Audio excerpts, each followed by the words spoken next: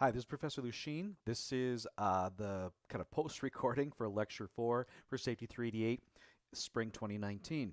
As you can see on the screen here, we've got the Canvas site in which I'm going to be covering the PowerPoint presentation, but I'm going to be really brief with it because what I want to do is introduce basically all of these links and documents and kind of talk about the data, ending with I want you to complete quiz 3 down here on your own. There are only 5 questions. You don't have to print it. You can just write it on a sheet if you want. I just want you to bring those answers to the next lecture, so Lecture 5 next Tuesday. I would like you to view this video and look at all these documents by Monday night, the day before Lecture 5. So please do that. The only thing that will be different is I'll be adding the lecture, the YouTube link right up here. So let's bring up the PowerPoint and begin. All right. So we're going to go through, your assignment is to read the chapter 7, 8, and 9 from the Oakley book. And then I'm going to get into OSHA's record-keeping standard, the Wisconsin's work comp standards, and share some of my insight into some of the data I've been analyzing. So from Lecture 3, what things I want you to think about, and this will play into the quiz we will have at the beginning of the next lecture. So we'll grade the one you're bringing in from this recorded lecture, and then we'll take another one. And so I want you to think about all this stuff here in regards to what we covered in Lecture 3. If you recall from Chapter 6, Oakley did a great job of kind of laying out this flow chart. And I do want you to pay special attention to the accident scenario that he uses as a basis for comparing these different techniques. This will be part of the quiz next week. Even though it's not from technically Lecture 3, I'll ask if you've been reading the book, and the best way to do that is, do you understand, can you recite the accident scenario? So make sure you pay close attention to that. I'll also know whether you watch this video or not, whether you can recall it. So in Chapter 7, he talks about the events and causal factor analysis. And as you can see, there's a procedure here, and here's kind of a look of what it is. This is a graphic representation of the events that led up to the actual accident or injury, whatever it might be that you're trying to figure out what led to it. And in doing so, you're able to attach the causal factors in those events. So it's a time-based or chronological study of looking back. So what were the events, and therefore what were the factors in those events? It's just one way to classify your analysis. In Chapter 8, he gets into change analysis. Now, I particularly like this technique for training, but as you can see over here, there's the accident situation versus the accident-free situation. So if you do have, as you're doing accident analyses, because they occur, and safety is an iterative quality improvement or continuous improvement technique, we're trying to learn from our mistakes. We can use that in our training. So if we had trained people on the proper use of ladders, yet somebody improperly used a ladder, selected the wrong ladder or lift device and fell, we can use it as a training technique the next time, because what we can do is we can talk about the accident situation and what led to it and compare it to what we had expected. And it may actually help us improve our training because we've learned a little bit more on what were some of the maybe unknown or uncontrollable variables that led to the worker using the wrong ladder or using it improperly or falling for whatever reason. So that's why I like this, and so read about that as well. The final one we're going to talk about is the barrier analysis. I think I brought this up in lecture, but barrier analysis is typically for something where we have a harmful source, whether it be electricity, whether it be moving objects.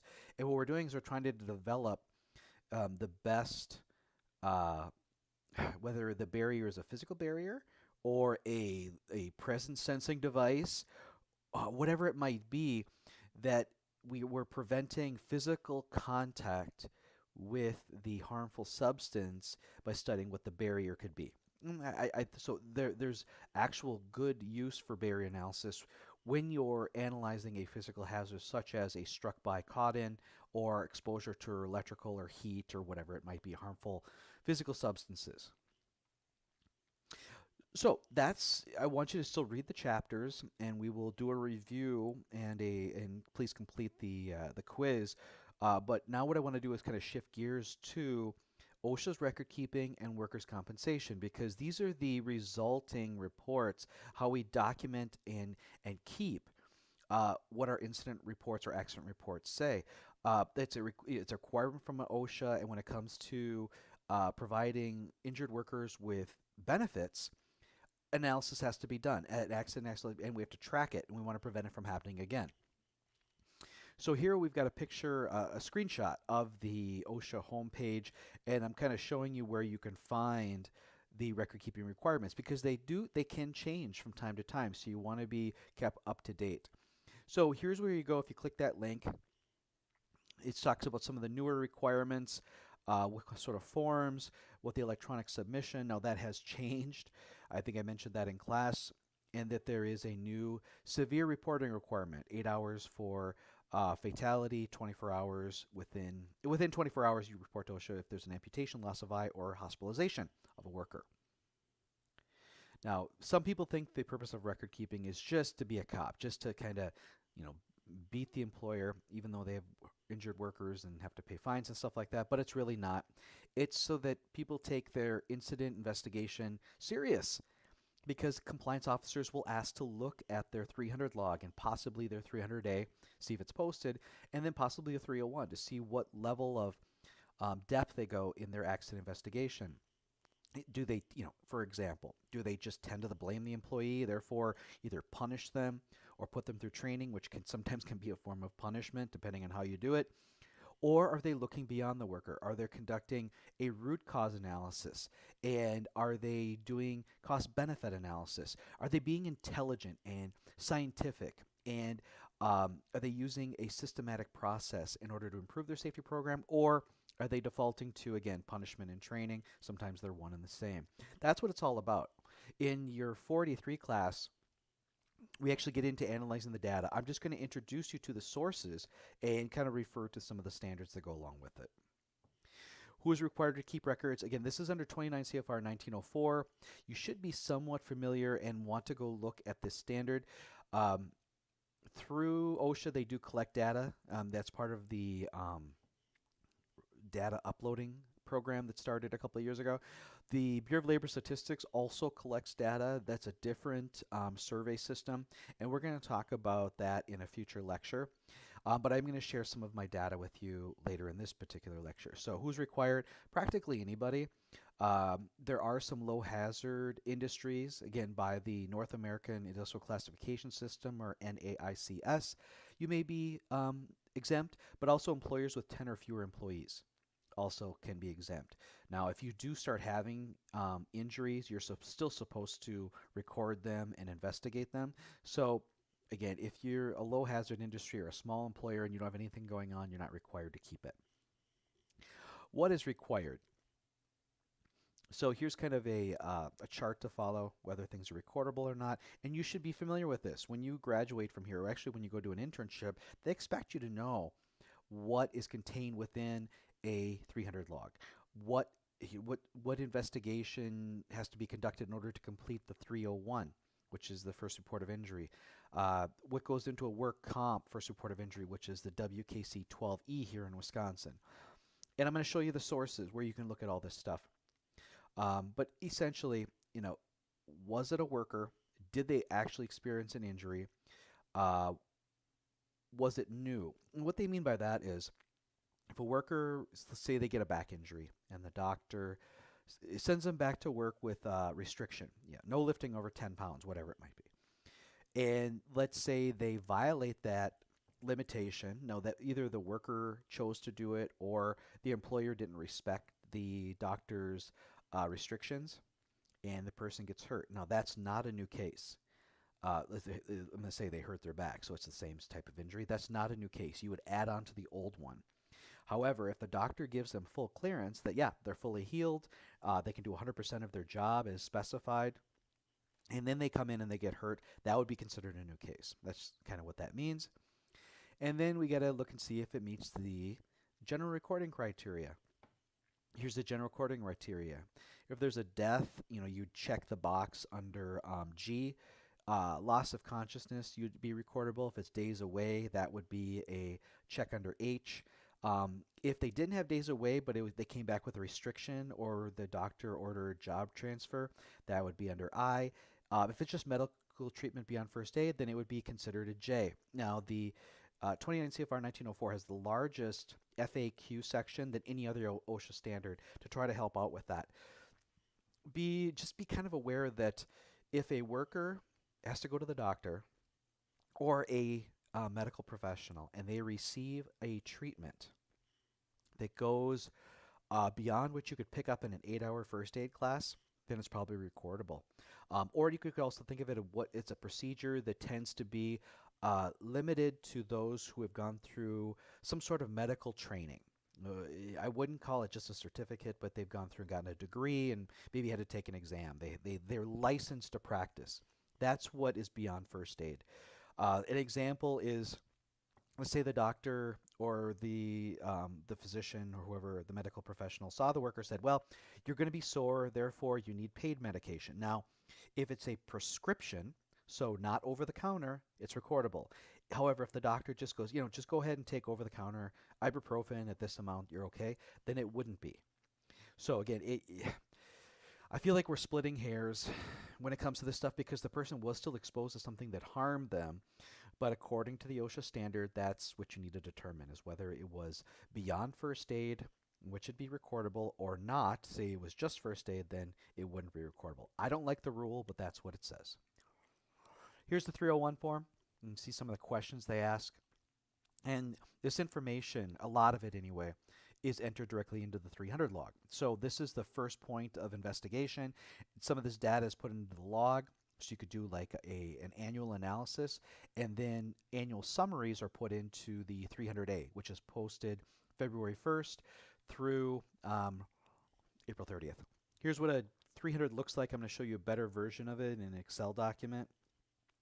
Case number, which you generate, the employee's name, unless it's personal, or privacy. Job title, date of injury, where it occurred, and then in one line, you're supposed to put the most important information of the investigation, and I don't like it. I think this kind of hurts the effect. It doesn't promote root cause analysis. It doesn't track who is responsible for the corrective action and how long it took to put in the corrective action. There's a lot of information that should be here that would really help a company improve their safety program. But they keep it, I believe, too basic, yet too diluted. That's my opinion. Here's the annual summary. As you can see, you add up the columns from the 300. These columns are all, and I had talked about the G, H, I, and J a moment ago. It becomes more critical when you get into 483. You add up the totals and fill out the company information, and then an executive of the company has to sign off on it, date it, and then it's posted from February 1st to April 30th. So as I'm recording this, it is February 1st, and so as of today, all compliance officers, when they go into a company, will be looking for this, or the ways they could get cited. So there have been some changes in the reporting. That is a fatality within hours, or if any worker is inpatient hospitalized, which is to say they were admitted to the hospital, or if they incur an amputation or an eye loss, you contact OSHA within 24 hours, and here's all the different options. This is a screenshot from the OSHA website. Now, the submissions have changed since I created this. Dr. Michaels is now back as a professor. I forget which university, maybe Georgetown. And so now companies who are larger, 250 more, are required to submit their 300A. They are not collecting 300 and 301 like they initially anticipated. And now the deadline is not July 1st, it's March something.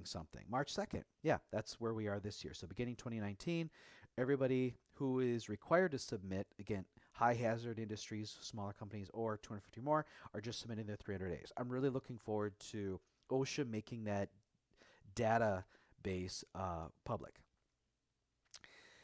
So they talk about improving your record keeping with Excel. I'm going to show you the version I created back in the early 2000s. Now, the problem with record keeping, the problem with just trying to figure out what caused the injury when you're doing the investigation, is there is a tendency to blame the worker. I did a survey back in 2016 with a graduate student, and the people who completed it, overall, 63% of the accidents were caused by unsafe acts. So they were blaming the worker. That's two-thirds almost. Heinrich, when he reviewed his work, and again, his was somewhat biased, he found that 88% of accidents were caused by unsafe acts. So again, blaming the worker. This is all due to a bias that pretty much every human is born with, and that is called attribution bias. Fundamental attribution error, we overestimate or favor the impact of internal attributions on individuals' behaviors. So when someone gets into an accident, we tend to blame them, that they should have known better. They should have been, omni-intelligent and known everything and controlled everything, which is not the case. These other biases also add in. They're very similar and linked. But as safety professionals, we need to train our supervisors who are going to be doing these acts investigations to try and hold this urge, this natural urge to blame. And we ourselves have to be always aware that that urge or that natural tendency, that default perception is always going to be there. And look beyond the worker, because they didn't mean to get hurt. They didn't want to get hurt, and there was something that they missed or were influenced by, and we need to correct that and study it. We tend to use the OSHA 300 log data to calculate incidence rates, and I've got the calculations here. I do want you to kind of think about this a little more. I'll be showing my data a little bit later, but in 483 is when this becomes very important. I don't think it's a good metric, and that's what my research is showing right now. So it's the number of injuries or cases multiplied by 200,000. The 200,000 is explained right here, divided by hours worked. Now the problem is when it says employee hours worked, that includes management, and I think it'd be better if the incidence rates represented a particular or isolated a particular risk. That, okay, they're doing welding this many hours a day or this many hours a year. How many injuries occurred during that risky time versus including hours in which, the boss is checking out his fantasy football. He's not risking it, yet those hours are being computed in the overall company incidence rate. So that's why I don't particularly like that particular metric. When I work for the state, as you can see, I created my own system, and I did quarterly reports and annual reports. And so I was looking for where issues came up. And this is just one of the screens I used. And we would work with the particular site when something would look like they're going outside of what our goals were. And that helped us improve things. And as you can see here, I started instituting this between 2003 and 2004, so I took some back data. But by talking to people, we have a tendency in almost every one of our sites and every one of our metrics to be getting better. And this is proof that what we were doing was working. Some other comments. You'll be learning more about this in 483. The idea is that the accident investigation and record keeping requirements are meant to be the basis for continuous improvement. So if you look at your data over time and you still have the same number of injuries or the same type of injuries, then your corrective actions are not the right ones. You haven't identified the actual root causes, and you're not correcting them. Your solutions aren't working. And so you should be able to use, past experience and whether things are still occurring onto, what is the effectiveness of your program. And that's one of the, again, elements of an effective safety program is to study the performance of the program based on both previous data and the current data. Now let's switch gears to work comp. Work comp is basically, each state has their own, though some states they look similar because there are some national standards that can be referred to. It's basically saying that when a worker gets injured, insurance will cover the medical costs and provide lost pay and possible recovery costs to get that worker back to making the same sort of salary they had when they got injured. And each state, again, has their own laws. Ours is governed or held through the Department of Workforce Development, and the regulations or laws are under Wisconsin Statutes Chapter 102. Basically it. But the thing is, the reason I like work comp a little bit better, I'm going to show you a database and what students look at when they take 483, is that we can analyze that data. It's got dollar values attached to it. So it's a little bit easier to convince management to invest resources or money into the safety program when we're using work comp data, which is called loss run data. Man, we get really into this when it comes to 43, and this video is almost 20 minutes long, and I apologize, it is really long because I want to show you some things. But the basis for work comp is that dollars are attached, there are benefits, and there are other things as well. And this is how a claim is filed. But I think I provided you with some documents. And here's where return to work. This is very much a 483 thing. So that's the PowerPoint. Let's show you some of the things I've got here. First of all, here is the OSHA record keeping. I have a link on the Canvas page. If you want to see just some Wisconsin data, this is housed under Wisconsin State Laboratory of Hygiene, which is also part of the UW-Madison system. You can see there's some Bureau of Labor Statistics data, but it's got some infographics. So if you want information about data in Wisconsin, now this is all, again, tends to be more OSHA record-keeping based data. It's here. All of our state work comp information you can find here. This is the work comp page under DWD. And I do believe they do have some data. If we go into research and statistics, they have information going back to 2006, and it goes up to 2016. You can see, yeah, well, it goes back to, some of this goes back to 98. And then they've got some of the BLS data or OSHA data here.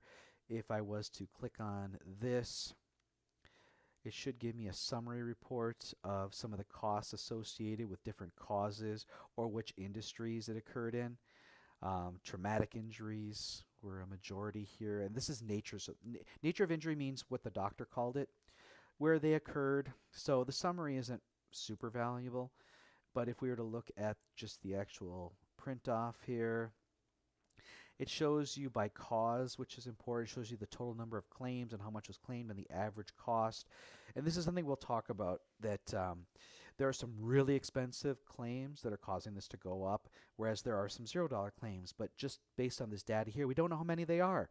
So we're not getting an actual good picture of, or valid, reliable picture of what the claims costs really are. And so whenever a work comp claim is filed, that data or a report also goes to DWD. So in 2016, there were 21,718 work comp claims filed in Wisconsin during that year.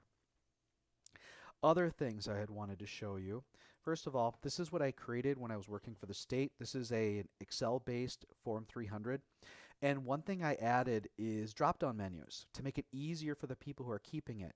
And these codes and names I actually took from the state work comp register.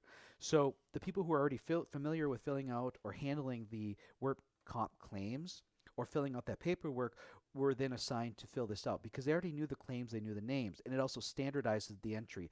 Now, I wasn't able to do it for where because I just hadn't worked there long enough to actually find a good set of categories to create. But we did have them for causation because that was part of comp. We've got body part, and we also have the result of injury. And so I took the column F and broke it into 3 different areas and then standardized them. It made the data so much easier to analyze and report. Now, if you ever put in the company's hours worked, I automatically generated the incidence rates. I also created some algorithms so that if there was any errors in the entry, say they checked one of the, 2 of these columns, you're only supposed to check 1 per case, it would let you know. And then what I can do is the 300A was also updated continually, so it didn't take any extra work. You just, at the end of the year, you entered the final case, and this added, you just put in some of the information and it was ready to go. You just print it off. And then I also identified top 5 injured jobs and was tracking these against others, whether it was, type of injury and days lost, just so, just an indication of how things were going. Because these 5 represented over 80% of all of the claims, all of the cases, all the lost time. And so this is where we're going to get the biggest bang for our buck. So this is something I created and you can take a look at. This is a work comp loss run report that I'd used for my 483 class. So in every insurance carrier has a little bit different of a loss run report, but they generally, there's a lot of similarities. So they, have information about where it occurred and um, what was paid for benefits and maybe a description. And what I teach my students to do is analyze this data to determine trends, to find out if we do nothing, where will the cost go? And you see right here, this is a layout of how much each claim cost, and this is what happened every year, and getting all the way down to, sourcing what occurred and is it going to go up or down over time, or has it, and so therefore it allows us to predict where we can focus resources, as you can see here. And then once they've identified like 3 to 5 priorities, they forecast, and then they come up with this chart here in which I've got my priorities 1 through 5. I've got the class code, I've got the cause that was stated, the estimated claims per year, the average cost per claim, the average cost per year. I also did a 5-year estimate because or a 6-year, excuse me, because that's what the data was providing me. I have the outliers that were removed, and basically what I'm saying here is, you could safely invest this much, or over 6 years invest this much, and I can give you a 19 to 20% return on that investment, not including pretty close to $900,000 in outliers that were removed from these priorities. And so that's how we get management to invest. And that's what we do in 483. The last two, these probably won't be as interesting to you until we get to the Bureau of Labor Statistics. Oh man, this is going long, and I apologize. But this is something I did with a grad student. So this is injury data from every company that was investigated by OSHA from 2002 through 2011. You can get that from the website. So there were approximately 650,000 investigations.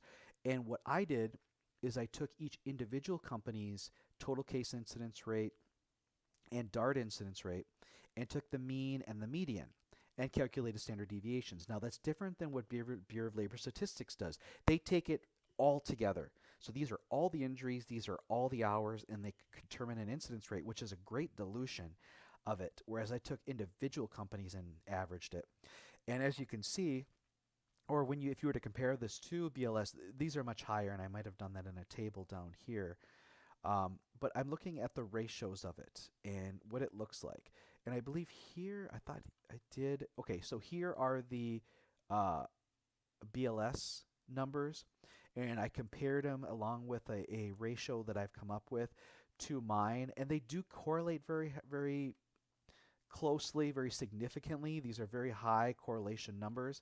There's a lot of data too, but what's more interesting, and mine are higher, much higher, like twice what you see in the BLS. But these are also OSHA investigations. So either people are underreporting to BLS, or OSHA's just inspecting companies that are, incurring more injuries. Here's a classification I did with the data based on my ratios, because the chance of a severe outcome versus a near miss. Remember from the Oakley book, it's a matter of inches and seconds, luck and chance. And so I'm looking at the ratio of when there's an exposure, what is the outcome? And what my research has found is that the percent of zero injury used to be about 9%. In 2011, it was almost 30%. Almost 30% of the companies in 2011 that were inspected by OSHA had 0 injuries reported. That's amazing. That's an incredible increase in this 10-year period. The percent of companies who had no lost time, which is to say the only injuries they reported were severe or lost time, started at about 20 and ended at about 21. Hasn't changed. Okay? And again, this is a percentage. So as the number of companies inspected changes, the percentages should stick with that. The percent that had no lost time, so all of their reported injuries were no lost time. So other than first aid, so people are always coming back to work, that more than doubled. So that's another indication that companies are getting safer. So this is almost 30%. This is 12%. Geez, that's almost half. That's awesome. That means companies are getting safer. When no lost time is equal to lost time, it's a 1-to-1 ratio. It's a coin flip. Whether the injury when it's exposed has lost time and severe or it's not. This went up barely any. That's pretty much the same. The ratio, so the no lost time is greater than. So these are people who are more honest in their reporting, has dropped. But then again, it may have been made up by this percent here. The number of companies that they have a tendency to report more lost time, so maybe they're trying to suppress the no lost time, that has actually gone down, which is good. So, what does that all mean? Well, I did some analyses here, and what it shows is that you know the the general ratio of occurrences. So again, the inches and seconds, the chance, everything has it gives us better insight into how overall safety is performing in the U.S. And so this is going to be the basis for a paper I'm working on right now. And what this shows is that injury data in the U.S., when you take it by a company as sort of the base number or the unit, um, it's not normal. The data is not normal. Therefore, we shouldn't be running statistics on it. And so uh, it just kind of shows here that this is not what it looks like. It more looks like an asymptotic curve. And so that's going to be a secondary paper or secondary tertiary analysis I do. And I'm going to compare it more specifically by industry and by state to BLS data, because this is overall. When you start getting down more, specifically to an industry or a state, if this trend still holds up, that means it's even more significant, and it's not just one state or a different industry that's dominating what these results might be. And so that's what I need to investigate. Pretty exciting stuff. And this is what it looked like when I downloaded it. I had an establishment name, a secondary name, street, city, state, zip, the SIC or NICS, and then their total case incidence rate, their DART incidence rate. This is a different statistic I don't agree with. It had to do with the number of days, which is even more random to whether it was severe or not, the year which it occurred, and then some of my determinations, some calculations I made, and then these tables. So that's what I was given, and this is what I calculated in order to generate some understanding. With all that being said, it's just a picture of your quiz.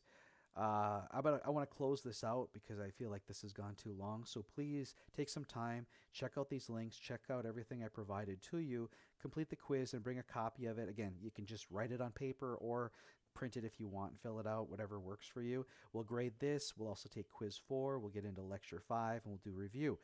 Thanks for putting up with my time here. I spoke way too long, but I think we covered some great stuff. See you in class.